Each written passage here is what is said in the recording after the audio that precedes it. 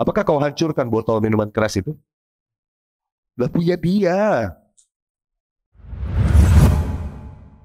Usul di dalam hadis amar bil ma'ruf nahi 'anil munkar, hadis Abu Dzar ini radhiyallahu anhu.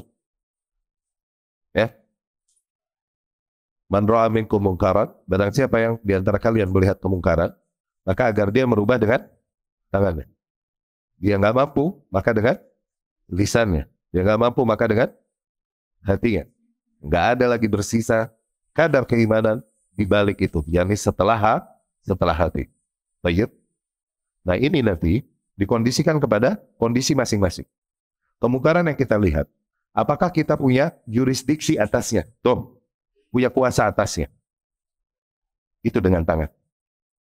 Kemungkaran yang dilakukan istrimu. Nah, dilakukan oleh putrimu, oleh anakmu. Tuh, kau adalah orang yang punya kuasa atasnya. Rubah dia dengan tanganmu. Tuh, maksudnya begini. Jadi dosa dia ketika tidak merubahnya dengan tangannya. Oke? Istrinya nggak pakai kerudung. Dia harus memaksanya. Nggak boleh dia berkata, ntar deh, ntar juga dia mau sendiri, nunggu sadar. Nggak bisa. Lo kena dosa. Karena kau yang terkena kewajiban amar ma'ruf. Putrimu masih belum menutup auratnya. Ntar deh, nunggu dia mau sendiri, jangan dipaksain. Nggak, lo yang kena dosa. Kau boleh membuat kaidah-kaidah sendiri untuk mencari apologi bagi dirimu, tapi catatan Allah dan catatan Allah Subhanahu wa taala di sisi Allah Subhanahu wa taala, dosamu tetap mengalir. Kalaupun kau bisa mencari alasan-alasan bijak untuk sikap yang kau ambil.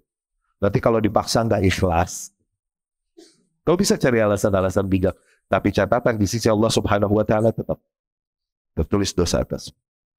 Itu dengan tanganmu, orang yang kau punya kuasa atasmu. Itu beratnya penguasa. Berat jadi penguasa. Kemungkaran yang terjadi di dalam negaranya, itu dia punya kuasa tangan. Dan dia nggak merubahnya. Nah, karena itu berat jadi penguasa itu bukan enteng. Dan itu ditagih di hari akhir nanti. Ditagih di hari akhir nanti. Ya, kita ini cuma sebatas istri dan anak kita, kuasa kita itu doang. Bini orang boleh nggak kita seret?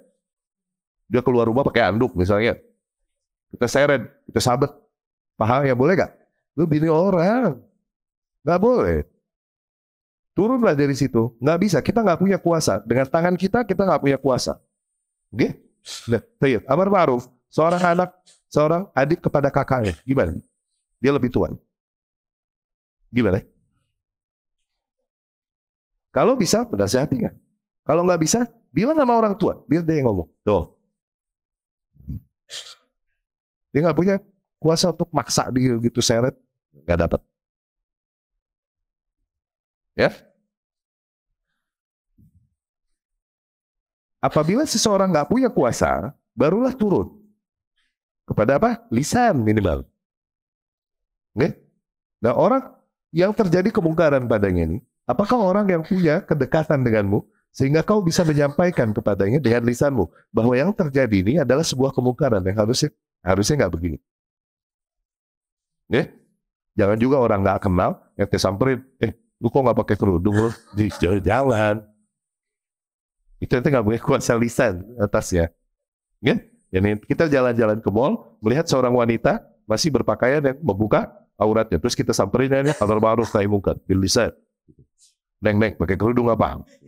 Mordeng kayak bawa, apa gimana kayak gitu, kagak mantep, nggak dapat, nggak wise, nggak hikmah. Kita nggak punya kuasa atasnya dan nggak punya kuasa lidah juga atasnya. Berbeda lagi kondisi begini, majelis, sampaikan.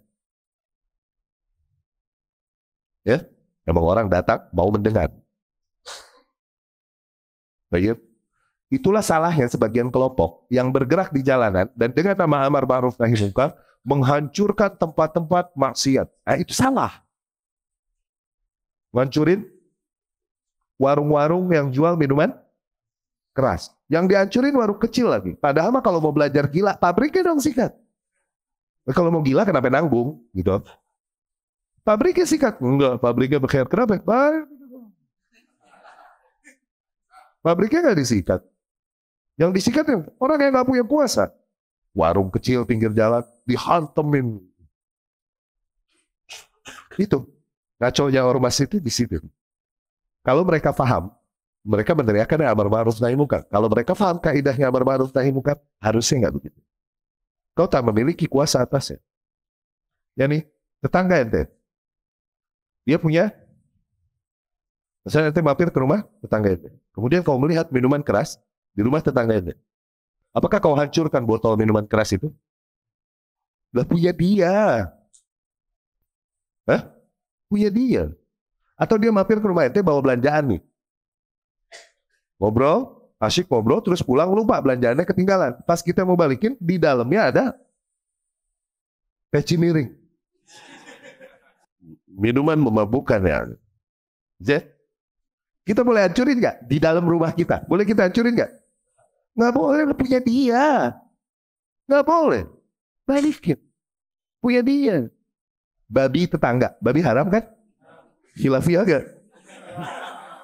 Babi tetangga lepas dari kandangnya. Masuk ke pekarangan kita. Nah, boleh kita sikat gak? Punya orang. Nggak boleh. Tuh lihat, ada batasan hak. Rapi harusnya amar ma'ruf nahi munkar. Oke? Nah sekarang, dengan tangan nggak punya kuasa, lisan juga nggak punya kuasa. Oke? Minimal dengan hati.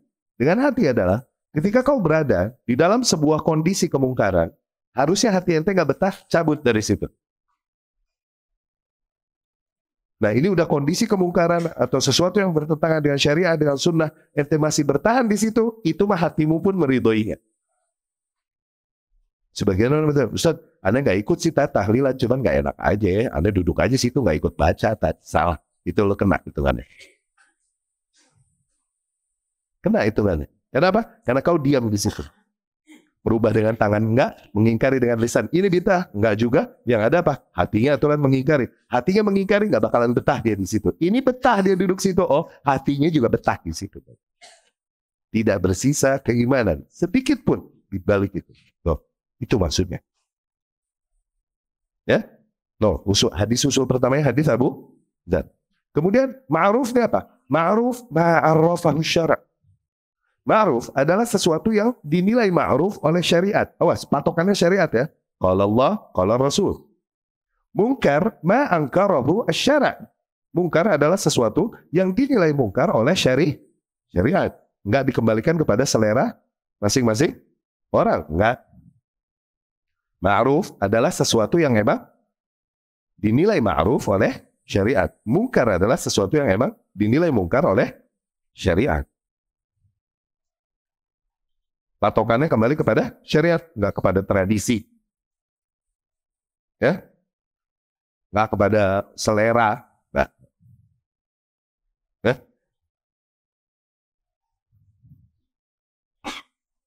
Lihat.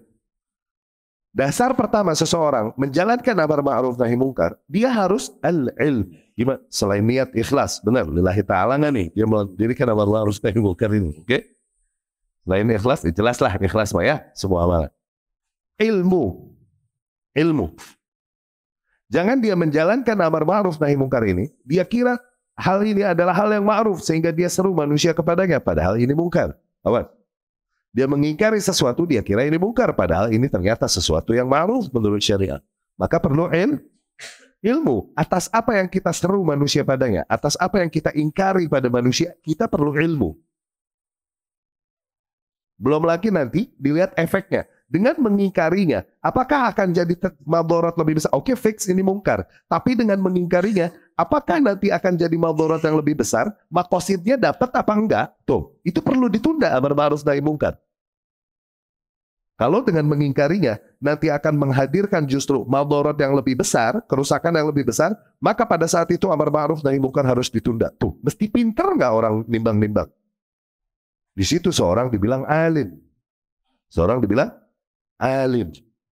Laisal alim, bukanlah seorang alim man ya'lam al-khaira min asy-syarr. Bukanlah seorang alim orang yang tahu yang mana khair, yang mana baik, yang mana buruk. Ini standar, bukan alim.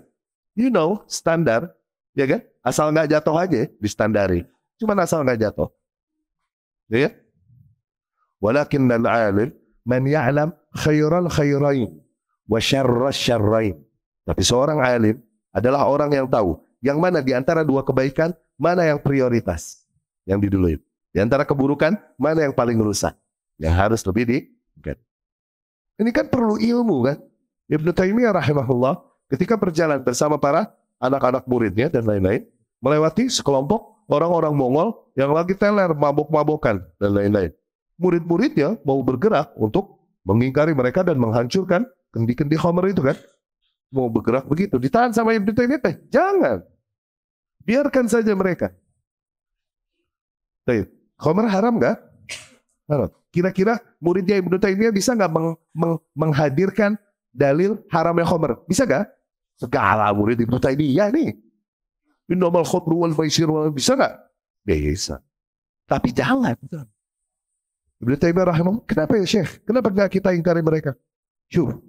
Mereka ketika sober, ketika bersih, ketika nggak mabuk, kerjaan mereka membunuh kaum muslimin, memperkosa wanita kaum muslimin, merampas harta kaum muslimin. Loh, kalau lagi bekhernya begitu. Lagi sobernya begitu. Mendingan mereka mabuk. Ini udah madarat yang lebih ringan. Dapat.